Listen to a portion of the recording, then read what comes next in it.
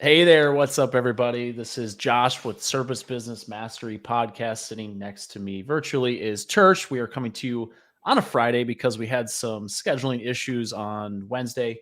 I've been personally trying to get Matt on the show, and it's just never really worked out. And then Matt's been busy, and then Tersh and I have been traveling and stuff like that. So it's just never worked out to get him on the show. But this is what I think is a very interesting topic because we see this come up in different Facebook groups, and it's the struggle between hiring agencies versus internal marketing teams and managing those, and how does that dynamic work so you can grow your business.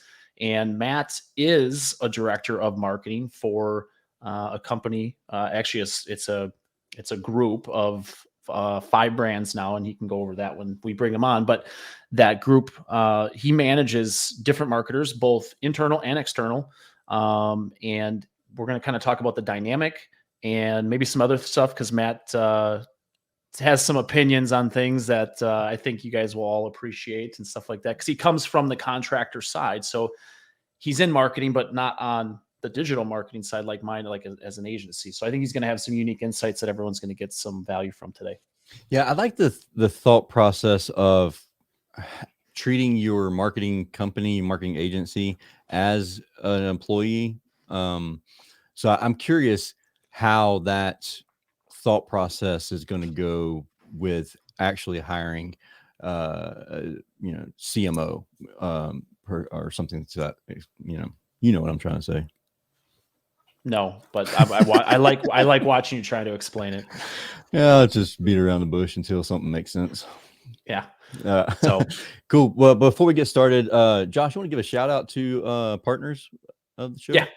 Yeah. So we have a couple sponsors for the show, as if you guys have been listening recently. So Sarah is one of our premier sponsors, and we love their platform. It's all designed to help with making your business run smoother and give you the numbers that you need to know versus a ton of data splattered on a wall and you're trying to figure it out. So Billy's a fantastic guy. I've actually talked to a couple other team members about other questions that I have on my side. They've all been very helpful, and he has got a great team over there. So and Company Cam is something that I enjoy, especially on the marketing side, because it integrates with your favorite CRMs, but it gives you a lot more data and stuff that you can use with your photos, including remarketing those photos before and afters, getting them to your Google business profile, getting them on your website. The geo coordinates and stuff that are on the photos stay with the photos versus get stripped, which is always nice. Little getting a little deep in the weeds, but Company Cam's got some great support. Anytime we see their name mentioned in any group, everybody's like, I love those guys. They're great. The support is awesome. So we're very blessed to have some really great sponsors for the show. Yeah. And I'd like to add, if you have any feedback for us, we'd love to hear from you. If you have a question for us, we get questions all the time, emails or LinkedIn, whatever. And sometimes people have a hard time of figuring out where to ask those questions. Well, if you go to our website, servicebusinessmastery.com, and in the bottom right, you can just click the button that says record your message, and you can just leave us a voice memo and ask your question, and then Josh or myself will respond with another voice message. So, if you just want to have fun and send us something really crazy, feel free to do that as well, because that sounds like it would be a blast. Yeah, 100%. But yeah, if we love to hear back from everybody. Also, if you haven't subscribed, please subscribe to the show.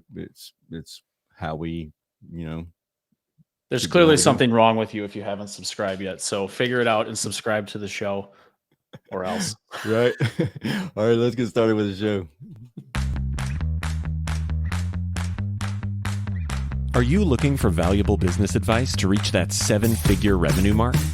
Do you want actionable tips to properly navigate through every business challenge you encounter along the way? Let Tersh Blissett and Josh Crouch be your guide in getting you to the top here at Service Business Mastery. Tune in as they sit down with world-renowned authors in business, leadership, and personal growth who share valuable insights about management, marketing, pricing, human resources, and so much more. Let their nuggets of wisdom gold guide you in owning a thriving, profitable, and ever-growing business. Here are your hosts, Tersh and Josh.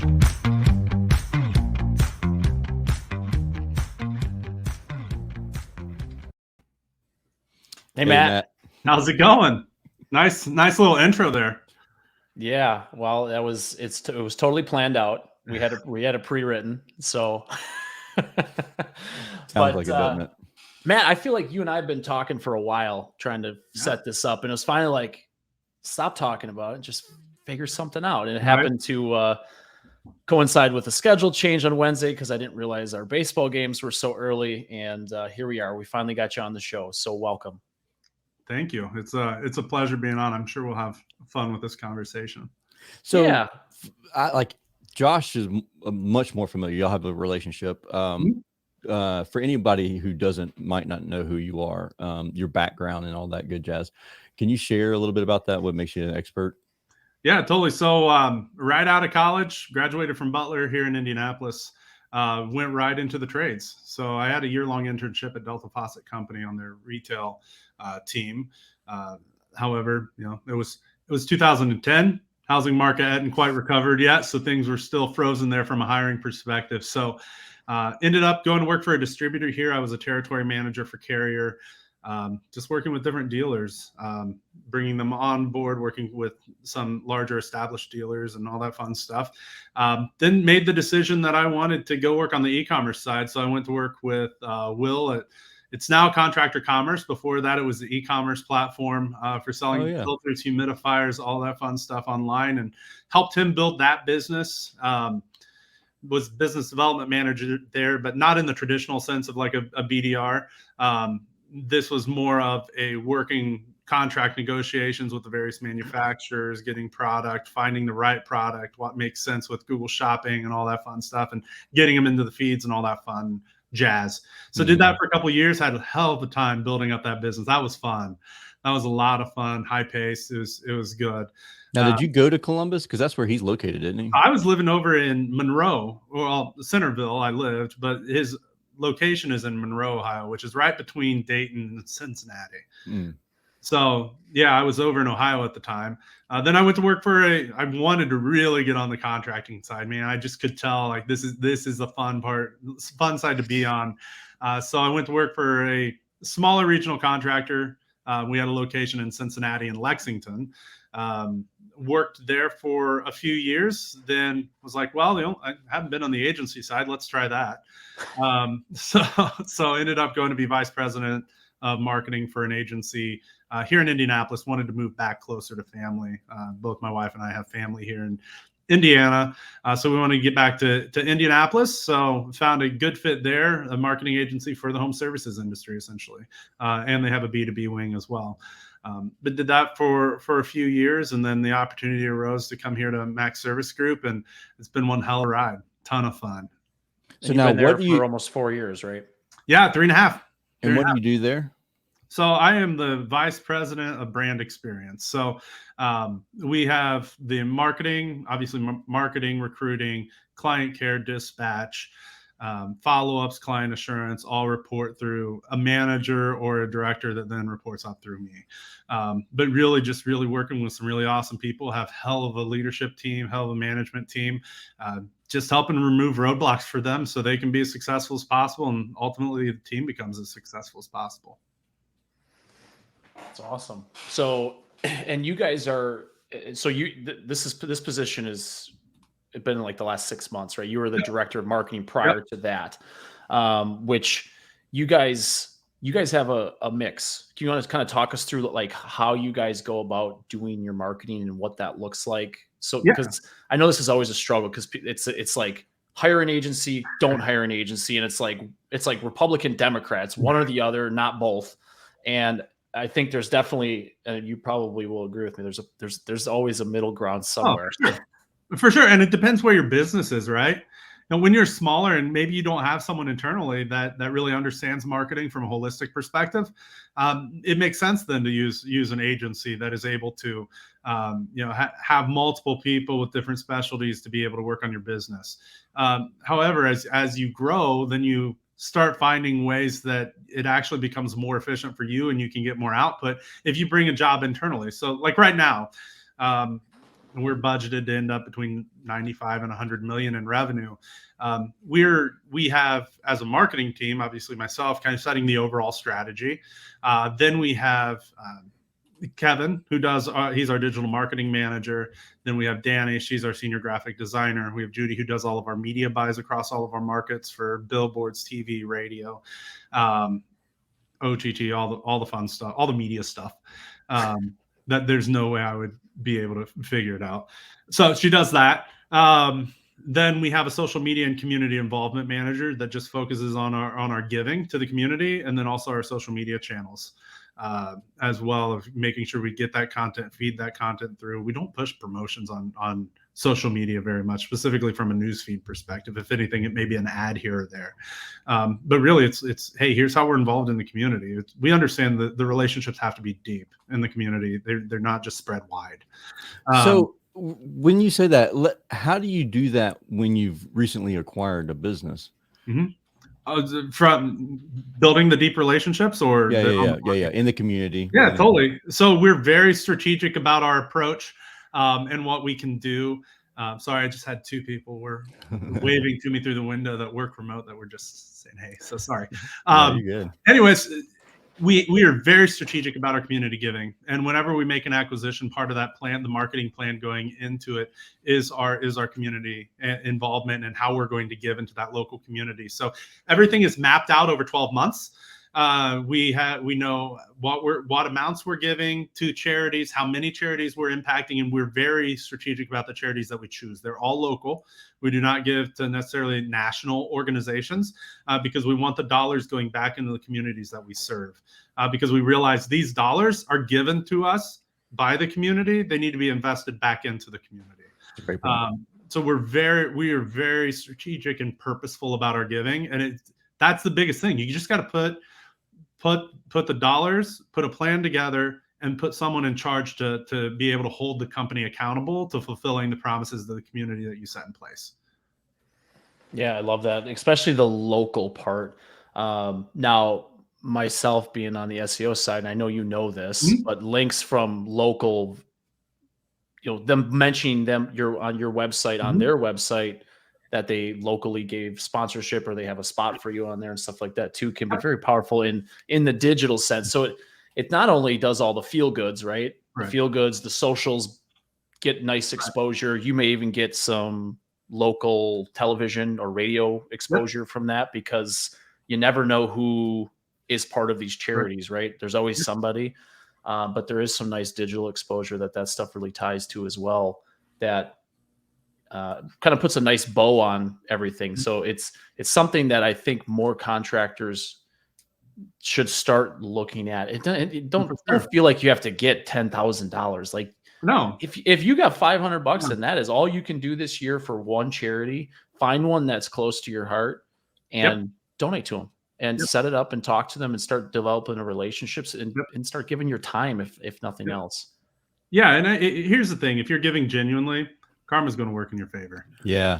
It's all going to come back in the positives. We don't approach it from a perspective of we require a link or a shout out to be able to do this, but we know if we set this up properly with the charity, and we give genuinely, that it's all going to work out in the end. And we set things up from a position to be able to encourage the charity to be involved. So we do all of our giving is a match. So we'll say we will match up to that's cool. dollar amount, because then that allows the charity to utilize your brand and your platform to help get additional giving. And then we have a part of our social media spend that is allocated to promoting that link to the giving.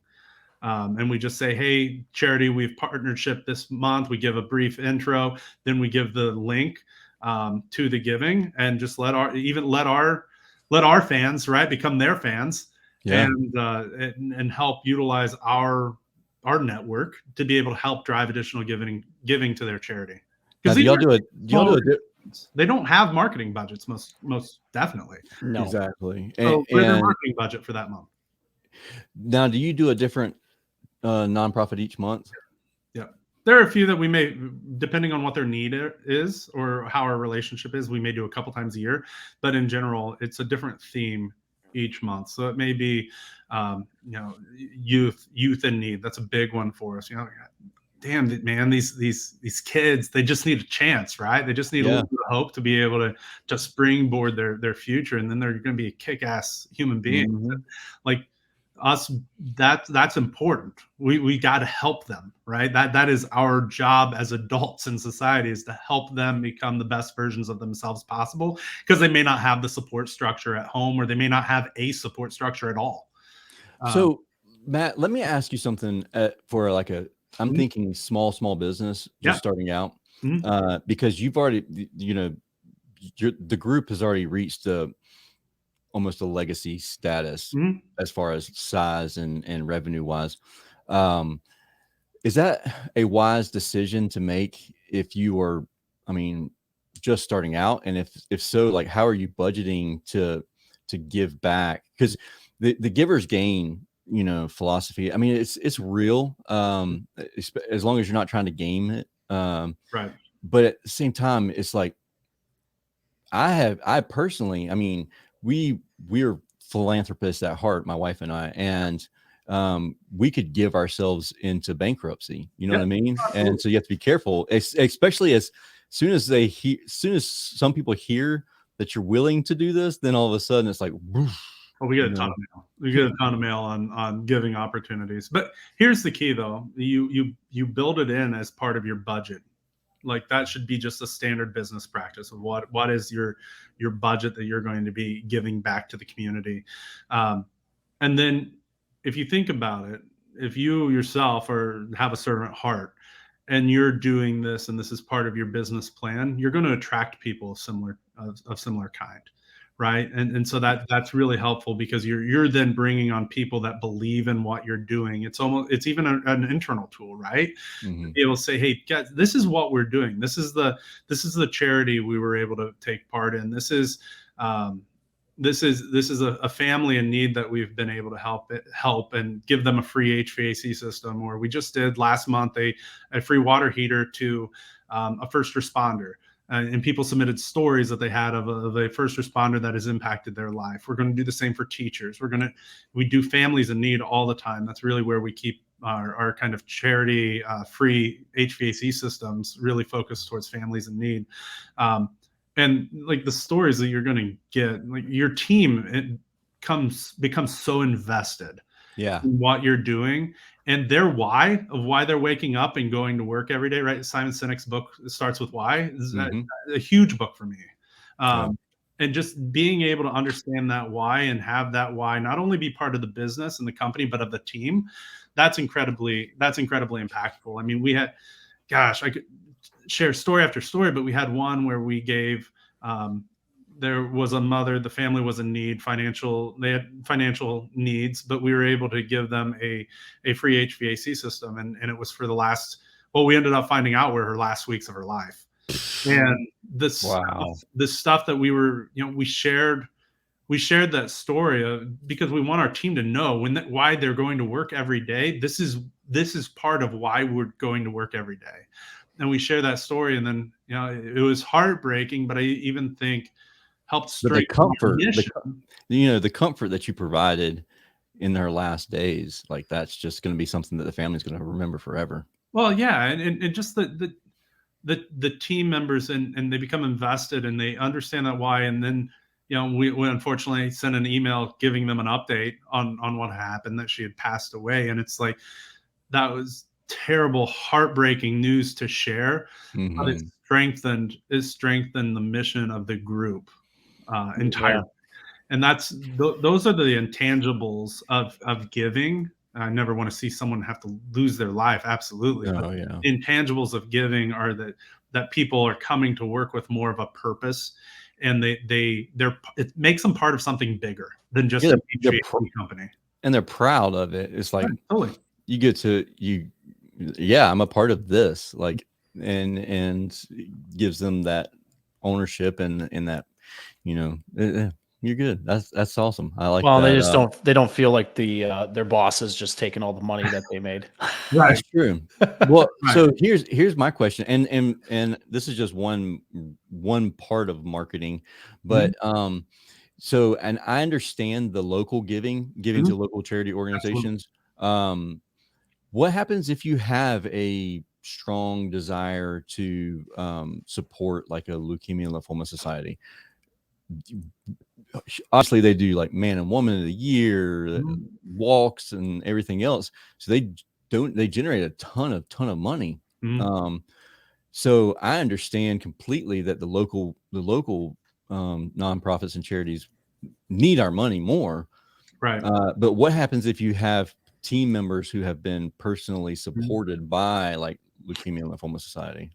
I think you take those as on a one-off basis. I don't think there's anything wrong. Don't get me wrong. I don't think there's anything wrong with giving. Giving genuinely is giving genuinely. We've just made the decision to go local, and so like. But one other way you can look at it, Breast Cancer Awareness Month, and we're not going to necessarily give to some of the big organizations, but we found an organization that we've given to in the past that she makes scarves for women that are going through breast cancer, and it's more of a comforting thing, right? It's almost it's symbolic to them, right? So instead of going with a big national organization, we found a local one that still supports the cause of breast cancer awareness, but from a different perspective, and one that then goes locally, and that organization just happens to send these scarves to all across the world now. You go to their building, and it's not a huge building. They're just very thrifty. They're local, and they just help make a positive impact in the community. That's really awesome. Cool. Yeah, I love your take on that too, because it's almost easier for me to just, we're going to support this this one here because they're the ones that everybody knows, and then you can almost ride their coattails a little bit, and that's just being lazy is what it is, instead of putting forth some effort on it's the power of a story on my behalf. That's what I would say. Well, it's the power of the story that you got to take into consideration. When you're able to tell a local story that people can relate to, of people in the community they may have interacted with in the past, or know someone that has interacted with them or suffered from a specific condition or something of that nature, being able to tell that story becomes a powerful story. And if you're able to tell it correctly, you're helping the organization. Now, that's why you do it. Do you give away a system every month? Not every month. Okay, not every month. About every other month, we're either giving away a free HVAC system in each market or a free water heater in each market. So otherwise, it's just like a dollar amount that you've. But every month. So that's aside from the. Oh, okay. So this is on top of that. Monetarily, we have a 12-month giving calendar with an organization in each market that is local that we give to, and we just plan out that giving. Now, do you have somewhere where people can apply for that? Like, do they, like on our website, say, we're not that cool yet. Do you just send out like an email or something like that and have people like, hey, this is a lot of mail. Yeah. Well, I thought before about like we get asked a lot, the more people learn about it. So it would be easier just to send them to a landing page on a website that says, hey, we want to give to everybody. But we have to go through this process. Right. We haven't gotten to that point yet. 90-day goal. So I may take that idea now. Thanks, Trish. Yeah, you're welcome. So, Matt, I'd like to kind of dive into how you've gone about building this team, because you mentioned a lot of different roles, and the smaller contractors are gonna be like, I don't even know what some of these roles are, like media buyer and all this stuff, right? Because you shouldn't yet. I just want to be clear. But how, like, so you've obviously had to build this team and decide what was next along the way. So what does your process look like as somebody that works inside of the Mac Service Group to look for both internal, or let me start there. How do you decide what is an internal versus an external marketing person or agency that you want to work with? Yep. So really, it's quite simple. It's two-factor. Obviously, there's some financial savings if you bring it in internal in some cases, but more importantly, you have to be confident that the performance of the product you're going to put out in the market is not going to suffer. So if you bring in someone good. Don't try to don't put resumes out there and find the cheapest person that you can get. So the high school kid that just graduated like 3 weeks ago that doesn't have any marketing experience is probably not the best idea for social media.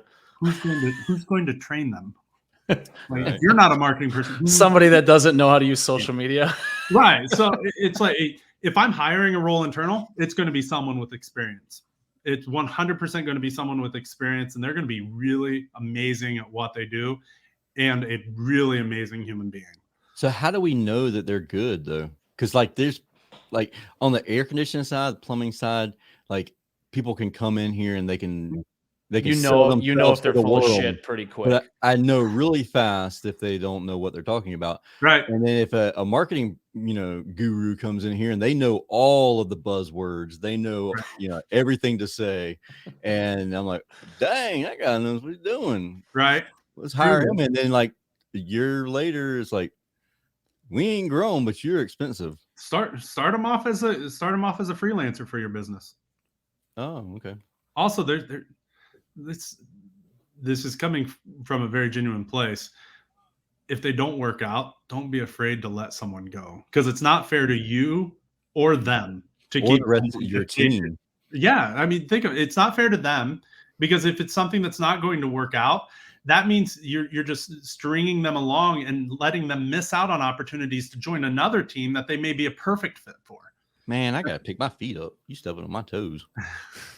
And then it's just from there, it's just prove it out. Prove it out. That's it.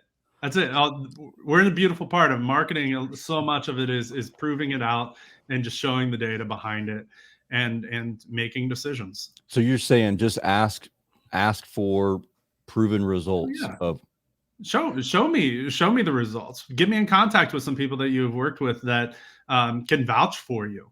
Hell, all these Facebook groups in this industry, you can post, hey, can someone look into this? And I guarantee you're going to have at least 5 different people that know what they're doing. Mm-hmm. Please find someone that knows what they're doing that will actually be able, will say, hey, hell yeah, give me the information they've given you. I'll look at it and see if it makes sense. I'd be more than happy to get on a phone call with you and them to be able to have a conversation to see if it's true bullshit or if they're speaking truth into it. So there are resources, and don't be afraid to ask. This industry, it's a blue collar industry with a lot of good people that want to help.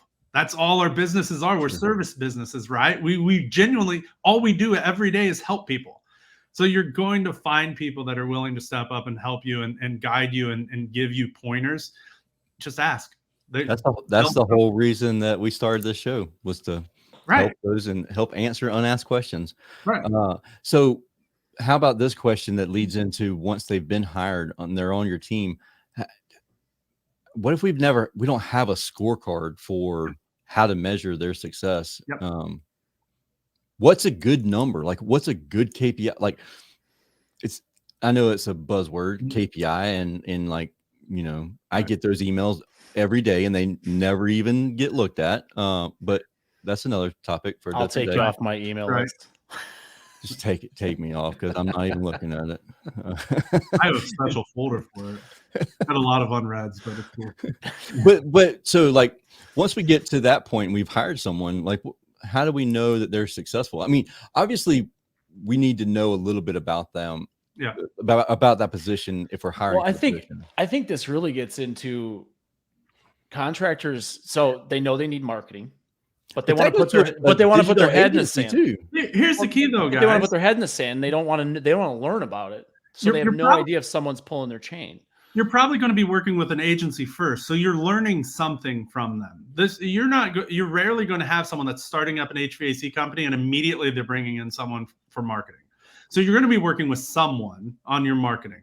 That someone is going to teach you some level of something. We can all hope it's right, but they're going to teach you something. You're going to build up that knowledge base and start knowing what questions to ask and be able to see, okay, does this stink or not, right? Yeah. And that's when you Because really, you should be working with someone for a while before it's like, okay, this makes sense. You have some type of substantial investment and relationship with an agency before you make the decision to bring them internally, because you've got to be able to justify financial and performance, right? So you have to be a sizable business to be able to have the workload, give them all the information they need, all the tools they need, and be able to provide them a successful environment to thrive in. And then you're going to have some of the knowledge from working with an agency up to that time. So there's a lot that you've invested into that already. But there's a lot of people out there, and I've been guilty of this myself, of just approving the AMX transaction and be like, well, they got paid, so they better be doing their job, and we'll see you next month when I pay you again. That's on you, bro. I know. Well, I'm guilty of that, but I know that I'm not the abnormal. I know that it happens a lot in the industry. Josh talks about it all the time. I mean, I give Josh money, and then I'm like, oh, Josh, don't call me back until you need more money. What money? No, I'm just true story. I'm just kidding. No, I mean, that's on you as an owner. Yeah. That's honestly on you as an owner. And if you're not making the investments to learn a little bit about the marketing side so that you can be able to hold someone accountable, you don't deserve an internal marketer. Good point. You can't just, this industry is not the way it was 30 years ago, where you could be a really good air conditioning guy that's got a great personality, and then you can be successful with this. I mean, you need to learn other things than just how to fix an air conditioning unit. You got to grow. It's part of becoming a good leader, becoming a good manager, becoming a good professional at all. It's the growth component of it. And you as a leader of the organization, you have to be deserving of being able to bring people into that role. And that's something that you got to hold yourself accountable to in order to do that. And I can speak on the agency side. So I just did it hasn't aired yet, podcast with Ryan Redding and Crystal Williams and Stephen Christopher. And we had an awesome conversation about shout out Stephen. The dynamic between contractors and marketing agencies. And I can tell you, just from listening to them talk and knowing how I feel, we want to hear from our clients. We want you to ask questions. It's okay. You're not stupid. Offline, Josh. You ain't told me that. You told me, Tersh, stop. You ain't supposed to say that when we're live. But let's stop there though, because that is an absolutely critical thing that people have to consider. When you're working with an agency, they are a part of your business. They are a part of your business. Marketing is only as successful as the operations. If the operations suck, I don't need to be here.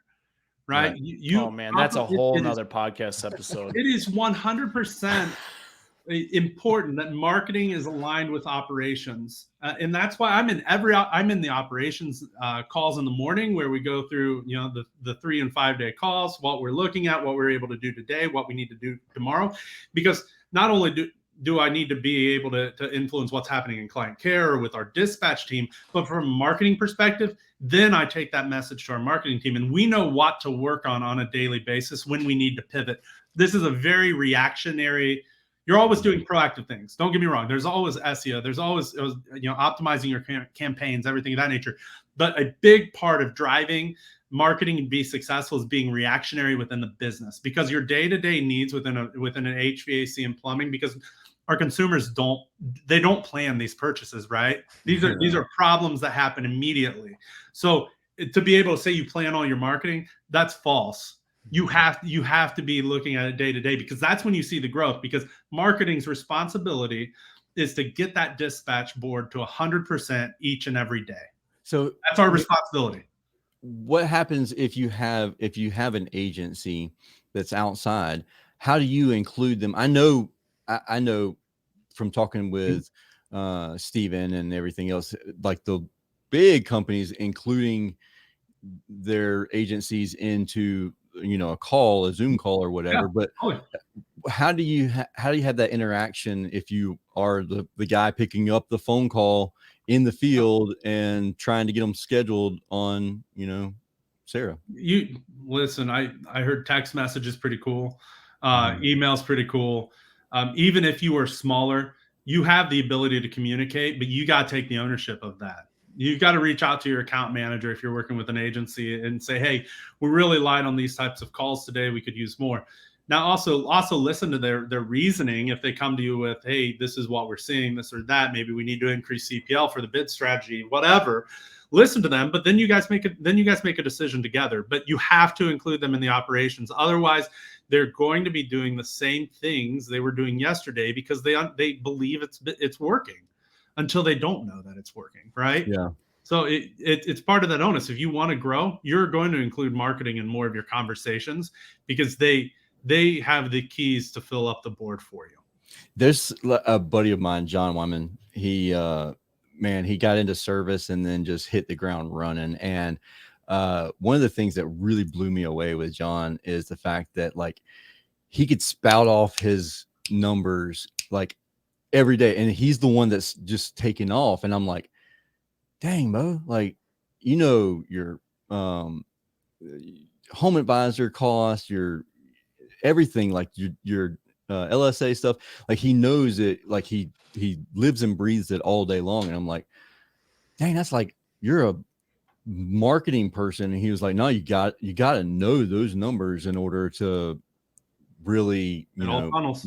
Yeah. And it makes perfect sense too, because like you said, your 3-day call board or your 5-day call board, if it's empty, we got to ramp something up. We got to get the calls coming in. Or if you're a small company, like, you know, I was a couple of years ago, our phone calls just died, like cut off, like went from ringing off the hook to 0 calls. Like we thought we didn't pay the phone bill like that bad, and reached out to the marketing agency and was like, what happened? And Google did an update and we just went down. And then it was an error from when they rebuilt the website from the last agency that we got a big name agency that really screwed the pooch on us. No. And then instead of rebuilding, like just doing away with the site, we tried rebuilding it and fixing it, and it was horrible. So we ended up doing a whole new site. And it's tough if you don't communicate with your agency, because I mean, very easily I could have just chalked it up to weather or something like that, you know? Right. Well, yes. Yeah. Don't get me wrong. We're weather dependent. I just want to be there is a component of weather, but what our job is to make sure we're getting a bigger chunk of the pie each and every day. Mm-hmm. Right. There's only so many people looking for our service. Well, you need more at bats, right? It's like I look at it like baseball terminology. We need to get you up to the plate more often. Yeah, as often as possible. Put you in the leadoff spot, right? Mm-hmm. Try to get you up there as high as possible and get you up to bat. After that, some of that stuff we can help maybe coach and consult on if we have some experience. But other than that, we have to get you to that point and then hopefully maybe tweak some things. But it's on you guys to, on the contractor side, operationally. And then we talked about this in that same podcast I mentioned, operational excellence and how important it is. Because answering the phones is completely optional. Oh my God. You're gonna get me going. You're gonna get me going, dude. I literally I know what button to push. We love to overcomplicate marketing. I think marketers in general really like to overcomplicate it to, I guess, make us feel special or something. But at the end of the day, we build brands. We build brands so people think of us when they need us. Then we create a net to capture intent. Like that's it. So when they think about us, they know where to find us. If they don't think about us, we find them. That's what we do on a daily basis. We create a brand and we capture intent. Yeah. If we're going to be honest, like people, all they do is just think about me. So and everybody knows her. He's a big effing deal. It's everybody except for my customers. Well, everybody outside of Savannah, apparently. Right. But to talk about and it is simple, Matt, and it's as simple as even without hiring an internal marketer or an agency, answer the phone. If you can't answer the phone, have a system to get back in front of that person within 5 minutes tops. Like 5 minutes is the absolute maximum, I would say. Like if you're going to do lead sources, Home Advisor, Angie, networks, whatever the hot one is boy. today. Oh boy. I mean, you gotta have, hey, you gotta be like all I've over seen that. Matt's reaction. I gotta hear this. So people do this all the time. They're like, "Oh, Home Advisor sucks." No, your process operation sucks. and your process sucks. Like, these are people that have opted in some form or fashion. Not all of them are going to be leads, but not all of any source or platform is lead. It's So Matt, you're literally telling us you the use Home speed in which Advisor. you interact. What? You use Home I Advisor. spend a lot of money with Home Advisor every month. Okay. We gotta talk about this I've tested offline. probably 20, 25 different lead gen providers that we've used, but we have a process, and it's not, hey, a lead is emailed to me, because that's not going to be successful. Lead comes in, they get an email and a text immediately. That text is going to tell them where the phone call that's coming in 2 minutes, where that phone number is, what that phone number is, so that they're going to answer it. And within that 2 minutes, we're going to be the first person to outreach to them to be able to schedule that visit. If you're not doing that, these national companies are. The big national organizations have centralized call centers that are taking that information in and acting on it quickly. So us as medium, small, whatever size company, we've got to be able to mimic and create a process that is able to match what theirs is. And it's become so simple and so easy with the way technology has become. But just saying, hey, Home Advisor sucks. They sent me an email. I called them 3 hours later, but they already have had 3 different people out to their house. My goal is to be at their house before you even call them, because now I've got them as a client, because they trust us. They know if we're that good operationally and we're getting their home, the rest of the shit we're going to figure out, and we're going to take care of them, because we took care of that lead and we cared about their time. Okay, so let let me ask. All we have as human beings. You got to be careful, and you've got to value what that time is. Okay, so you mentioned Operation Excellence and being there fast. How important is it to explain the entire process to the clients? You know, like laying out like a video of what to expect throughout the process, what to expect when you're expecting. Say that one more time. How important is that? Should we be doing that? Because there's a lot of uncertainty in our business, like as far as the consumer coming in, you know, on average, they're changing it out twice in their lifetime, Mm-hmm. or so then it's not something that they're going to do a lot of. So they don't know what to expect. And most of the times there's just a lot of guesswork involved. And so we've got to set that expectation. That's our job. We set the expectation for the client. And so how do we do that? Like, easy. If someone submits a form submission on your website, you got a landing page it's probably going to a thank you page, embed a video, or even just write out the steps. Hey, here are the next 10 steps of what's going to bring your home to a comfortable level. And those are some small things that you can do, of saying, okay, here are the steps. Here's the value that we bring. Because also when they're on the phone call with your agents, right? Agents, you know, when it gets hot out, we're taking 1,000, 2,000 phone calls a day. It's maybe more. It comes down to the point of they're not always going to be able to explain the entire process to them. So how can marketing come in and insert themselves to be able to help explain that process, help them know that a text message is coming their way? They can GPS the service technician to their home. They're going to get a bio of that technician, so they know their name. They know a little bit about them, right? So it's a human coming into your home at that point, not a service technician. It's almost your friend. Mm-hmm. So that it's stuff like that marketing inserts itself to be able to educate the consumer on what those systems and processes and experiences are in place, so that we just set a proper expectation. You know, the other thing I love about doing that and putting it out there to the world is it holds the rest of your team accountable. Hell yeah. Because then they're like, well, this is what your website told me that, well, Tersh there was a video of Tersh and he said that you were going to do this. Right. That's not what you did. And go as far as explain what the process is once that technician's in your home, right?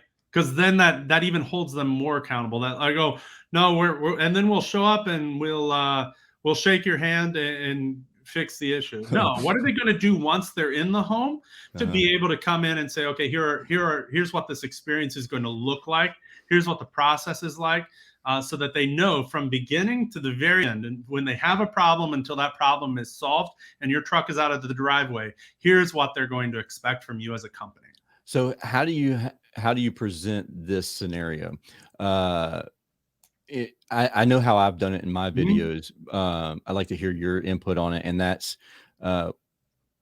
if somebody doesn't have the cash to take care of what's going on, and we have financing available without insulting them, saying that you don't have money, and we're going to have financing for you. Financing available.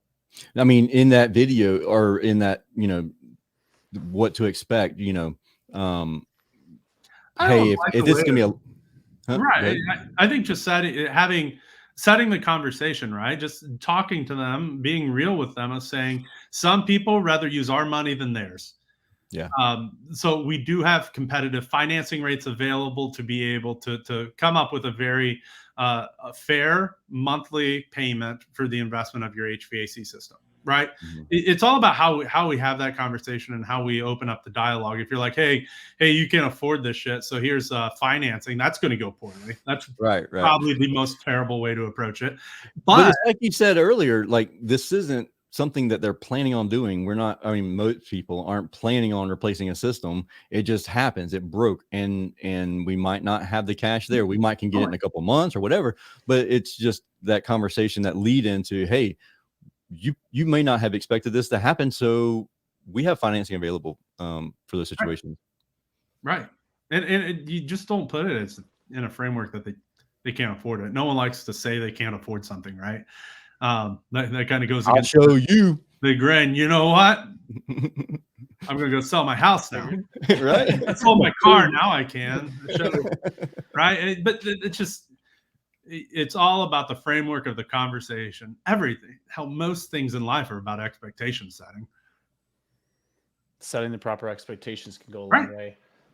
Hey, Matt, it says Facebook user, but I knew this was Sarah right away.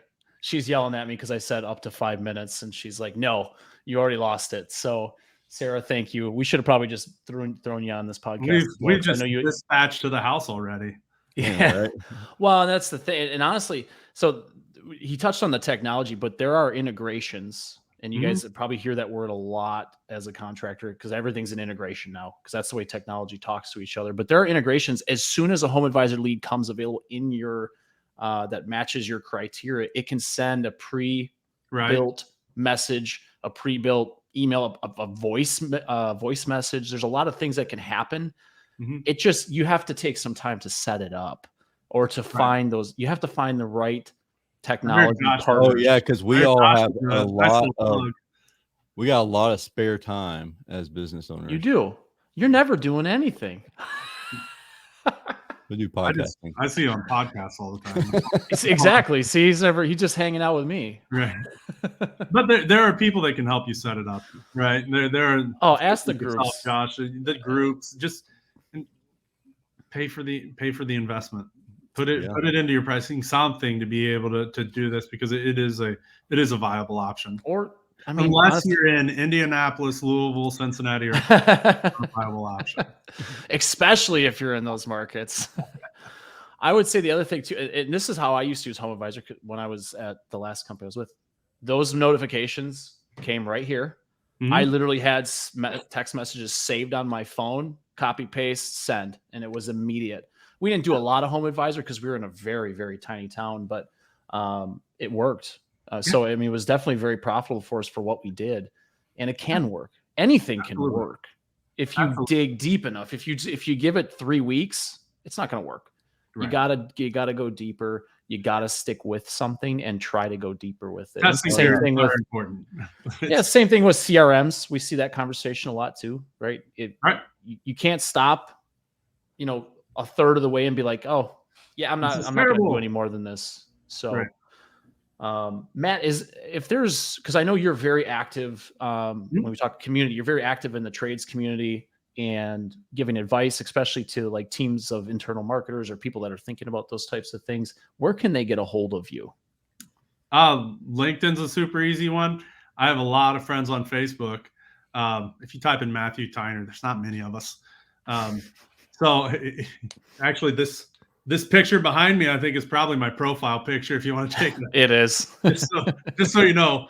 But just connect with me. If you're in some of those groups and you see me talk, friend request me. I'm completely cool with it. Don't spam me, but Whoop, too late The now. marketing agency is going to see this and going to be like, found Goodbye, him. Matt's inbox. Got him. But connect with me. I am always happy to help. It's usually once a week I'm talking to a different contractor. Hell, even maybe one that's here in our local market that may just need a little bit of help or advice. But God, COVID really made this really a terrible statement. But the whole "we're all in this together" thing, like, it's true in this industry. We're supporting one another. There's more business to go around than any one company can take. Mhm. I want clients, if they don't go with us, I want them to be served well. Well, it's good to have a competitor that knows what they're doing. Oh yeah. And We'd all rather have good competition, right? All day. As long as everyone's getting taken care of, we're all gonna have a slice of that pie, and all gonna do well. Absolutely. Hang on, Sarah must have dropped this, so there you go. Search Matthew Tyner. I'm kind of a big deal because he is. Hi, Sarah. Awesome, Matt. This was great. I'm really glad we were able to get you on. This was a lot of fun. Let's plan to do it again. Maybe we can talk a little bit more about some of the marketing systems, process, all that stuff, and yes, we can go a little deeper on how to set up a team. Yeah, just the thing that the stuff we touched on, just rehash some things that we've done in the past that worked, and obviously, if it works, we're going to stop doing it. So that's just what we do, and we need to start doing it again. Yeah, cool, Matt. Well, I really appreciate you coming and spending time with us. Awesome, guys. I appreciate it. And again, if anyone wants to reach out, just find me. Let's chat. Let's have a conversation. Maybe we jump on the phone and make our businesses better. Absolutely. Thanks again. Thanks, if anybody has any questions, don't hesitate. Connect with Matt. Reach out to Josh and I, or go to the website. Yeah, servicebusinessmastery.com, and bottom right, leave us a voice memo. But I hope you have a wonderful and safe week. And until we talk again next time, we'll see y'all.